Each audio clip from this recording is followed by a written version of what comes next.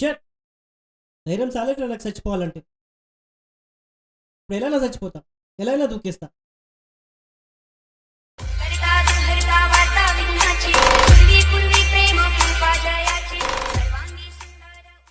ఏమయ్యా దేవుడా, ఇన్ని కష్టాలు నా భుజాన్పై వేసావు, భరించలేని కష్టాలు, అందుకే చచ్చిపోవాలని వచ్చిన. ఇన్ని కష్టాలు నాకే ఎందుకు ఇచ్చిన దేవుడా? ప్రపంచంలో అందరూ మంచిగా ఉన్నారు.